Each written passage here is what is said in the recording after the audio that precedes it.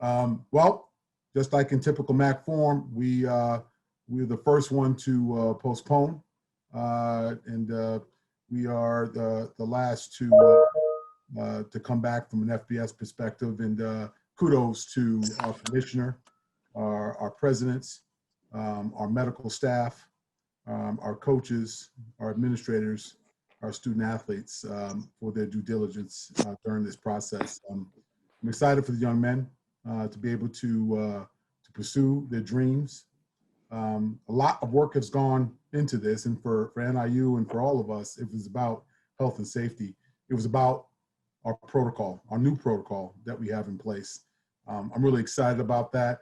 No one was more insistent about health and safety than myself. I really needed to hear from our medical professionals, specifically here at NIU with our relationship with Northwestern Medicine and our very own Dr. Brian Babka. It was extreme of amount of detail, amount of effort that went into crafting a very robust protocol that we'll share with you. But it was all about that. And it's been about a month and a half now since we postponed our activities. And we've been able to take a look at the good, the bad, and the ugly as it relates to COVID-19 and some of the other leagues and some of the other things that are currently going on in the country. It gave us some time to be able to reflect, take a look, be able to take a look at the science, take a look at the procedures, rapid testing. A number of changes have happened since we postponed. So there was a number of things that were factors in us returning to play. I fully support the decision process of our conference, our president, President's Council, our ADs, and I look forward to the process that is football coming November 4th. So having said that, I'll open up to questions and be able to give you our perspective as we go. Anyone could raise your hand in the chat. I can identify you who needs to ask a question for Sean.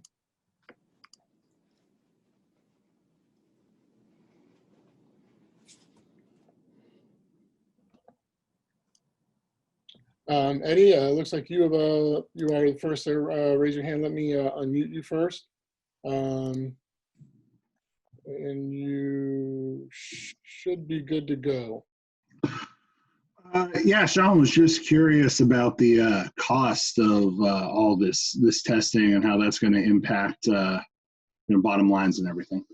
Yeah, it's going to be significant. I don't have a dollar amount for you right now, Eddie, as we're kind of untangling all the different facets, because the protocol itself is going to dictate that we at least test 4 times a week. Yes, there will be a significant cost associated with that. I don't have a dollar amount, but I'm quite sure we can get that to you here in short order. Are you good, Eddie? Did you have any other questions? I know, that's good. Okay, Derek, you're up next. Let me unmute you first. You should be unmuted here. It says I'm muted by host. Can you hear me? You're good. All right, cool. Did you feel there was pressure at all to get this figured out once all the other conferences started kind of figuring out a way to do this and squeeze in a season in the fall? Pressure from who? Just from everyone talking about just college football in general, and you didn't want to be the only conference that wasn't playing. Do you think that would have been like a bad look for the MAC, or how do you think that you guys arrived to this decision to do this at the last minute here and figure this out? Well, I'm not going to speak for the MAC. I'm going to speak for myself, because I think ultimately if I start speaking for the MAC, people might have a different viewpoint on that. But I'm used to being a minority relative to making sure that health and safety is there. But I think that what went into this decision was all about the protocol. The praise goes to the medical men and women who put together this protocol. And it was job one first to secure health and safety.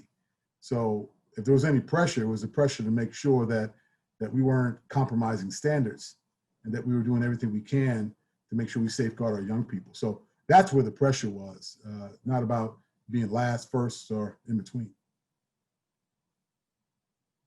Did you have another question, a follow-up at all, Derek? No, that's good for now. Thank you. Okay, no problem. James, you were next. Let me unmute your line here really quick. You should be unmuted. Yeah, I got it. Is this good? Yep. All right. My question is one of the concerns you had and a factor you said that was taken into account when the MAC decided to delay their season back in August was just the matter of unknowns. What do we know now that we didn't know 6 weeks ago about COVID that factored into this? I think the rapid testing is the biggest thing, right? The ability to have the antigen testing, the quick response, the ability to get a 99.9% back to us immediately. We didn't have that. We didn't have the rapid testing. We didn't have a protocol. So there's a number of things in the protocol that takes a look at the testing component, that takes a look at the cardiac evaluation, that takes a look at the science that we do know. And then the other part about it, we did have a bit of a advantage. The way I look at it is taking a look at for a month and a half what the other leagues were doing, the stuff that was currently happening, what was stopping them, what was starting them. So again, we have some benefits to that. And I think that went into the decision-making for our medical advisory group that made the final decision. Okay, I think we'll go to Mike from WIFR next. Let me unmute your line really quick. Hold on. Sorry, it jumped on me. It should be available now. You can hear me? Yeah. Okay. Hi, Sean. Hello. How long did it take? Because we talked a couple months ago, and you were it didn't appear that your mind was going to be changed about being able to allowing officers are kids to play. accountable for Breonna Taylor's death. Oh. I'm sorry about that. There was a lot of feedback. I'm going to try to TV. hit you back. Can you restate your question for me so I can be clear? I'm sorry. No problem.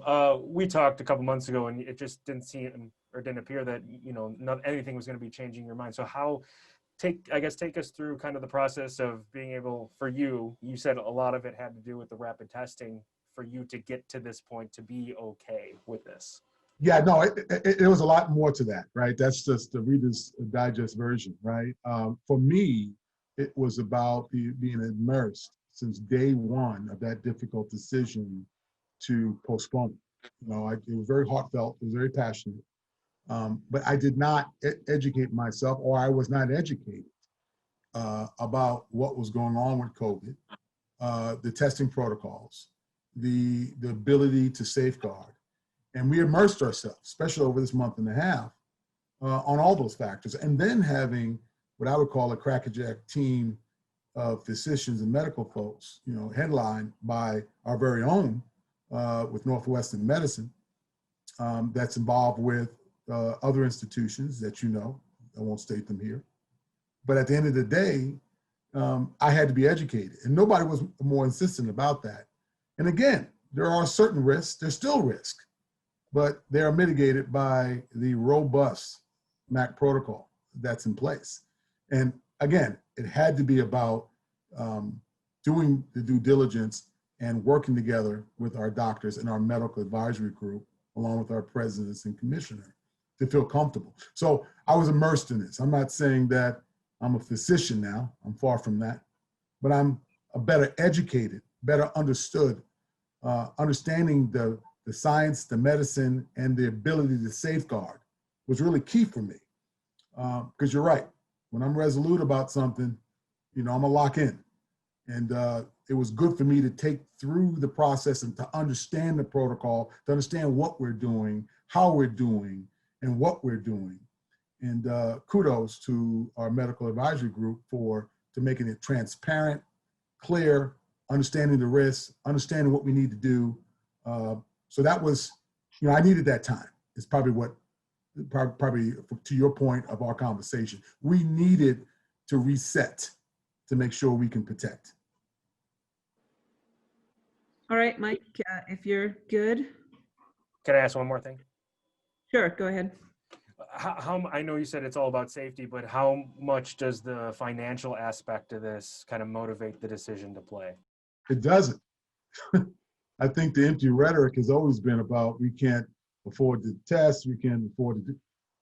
That's just not the case. The case is protecting and making sure that we can ensure safety. You can't put a price tag on that. You've got to make sure you do the right thing. You can't compromise safety. So again, having a protocol, now we do, and then having medical professionals that are committed to making sure the best science we have, as well as understanding the virus that we know. You know, some of the student athletes still have the ability to opt out, but we have an option for them. We have the ability to safeguard to the best of our ability. So yeah, money was not a factor in my case. You know, obviously I can't speak for anyone else, but I know for a fact that as we went into this process, it was about safeguarding human life. Okay, next we'll go to Jay Taft. Looks like he has his hand raised there. Jay? Yeah, hi, Sean. How are you? I also remember how adamant you were that you really didn't feel like it was safe enough to put these student athletes out there, and it wasn't that long ago. How confident are you now, even with seeing like Notre Dame is postponing a game just this weekend? I mean, it's still kind of unfolding around us. How confident are you that you'll be able to complete the full season? And is that, do you have plan Bs ready to go, you know, because of the way things are? Yeah, I think it's a good question. Yeah, I'm confident in our protocol, okay? Do I think that we could sputter and shut down based on the robust protocol? Absolutely. It might happen. But I feel much more comfortable in what we're doing to screen and mitigate and protect than I did a month and a half ago, okay? COVID is here. We're gonna have to adjust to it. We're gonna have to deal with it. There's no guarantees for now or the spring. So I think ultimately I'm a better educated. And then going back to this, the protocol is what really got me, at least my mindset, about we can do this underneath these restrictions, these guidelines. So you're right. I don't know about the future. I don't know if we can get the whole season in. I'm not going to profess to believe that we can do it, but we can do it underneath these guidelines safely so we can protect our young people. Did you reach out to many student athletes? I know you had before when we talked last. Is this kind of an instance when you maybe can't, you know they want to play, but did you go and talk to the actual athletes themselves? Well, I've had numerous conversations with our athletes. The conversations are what they are. Everyone wants to play. Everybody wants to make sure that they're safe. I think for me, is making sure that we can match those things up, those two things up, right? You know, we talked about the adulting. We talked about making hard decisions. This is one of the toughest decisions I've ever had to make in my career. But at the end of the day, what helped me get there is the fact that we've had some professionals who have been dedicated to making sure that the protocols in place give us that opportunity. Thank you, Sean. No problem. Okay, we'll go back to Eddie Carifio from the Chronicle. Okay, am I good? Yes. Okay. There was one element of the testing protocols that was interested in me about the cardiac screenings. I'm not aware of other leagues that are doing that. Is that something exclusive to you guys that you wanted a part of it, or are other leagues doing this too, that you're aware of? This was like a best practice. Yeah, I can't comment on it, Eddie, and we have a little feedback there, so I do apologize. I can't comment on all. I'm not totally aware of everyone's protocol. I think all, you know, after we have positive tests, you know, we have cardiac evaluation that have to be completed. So I believe some are doing that. You know, I'm familiar with the Big Ten, so reading through that, I think that's always a component of that. I'm gonna let others speak to that. That's just not where my expertise is, but it's a component. That's what makes our protocol, I think, robust, in the sense that we need to make sure we check all those particular boxes and make sure we safeguard our young people.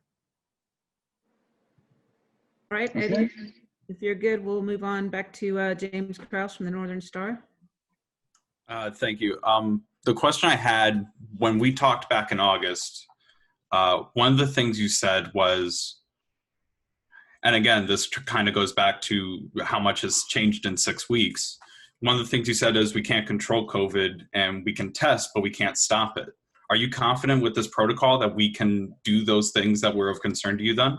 I'm confident with this particular protocol is that we are going to make sure that we have the ability to get notified much sooner, more on a quicker basis, to be able to mitigate someone spreading and moving this virus through. So that's what I'm confident about. That's not what we had before. We did not have a protocol before. We did not have rapid testing before. We didn't have the ability to take a look at all of the pieces that we currently have. So that's what I'm most confident about. And I'm much more educated on the virus and how things work right now based on, quite frankly, the month and a half that I've been immersed on watching other leagues and other organizations treat COVID. All right, we're going to take a question from Brandon Suarez of the Huskies on Tap podcast, and then we're going to go to Coach Hammock and allow him to have a statement and take some questions. So Brandon, go ahead. Yeah, first and foremost, thanks for having me.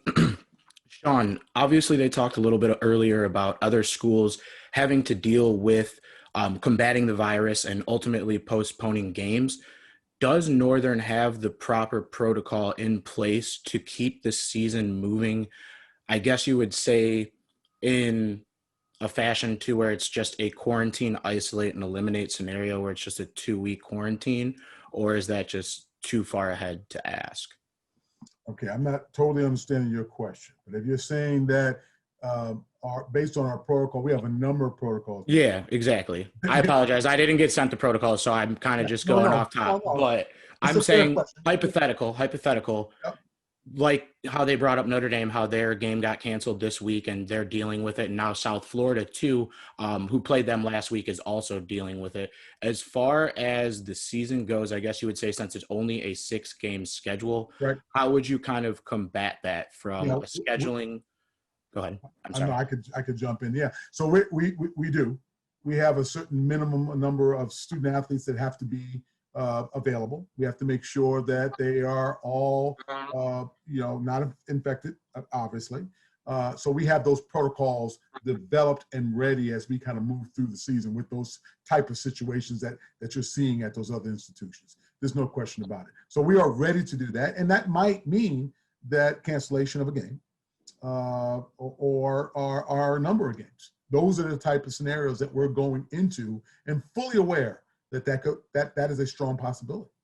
Yeah, and then one final question. Obviously, the season starts in about a month and a half. I know it may not ultimately be your call, but if there is an opportunity with social distancing, kind of how other schools have had clusters with people sitting with people from their dorms or who they live with, if there's a possibility to have people in Husky Stadium, should we expect to see that this fall?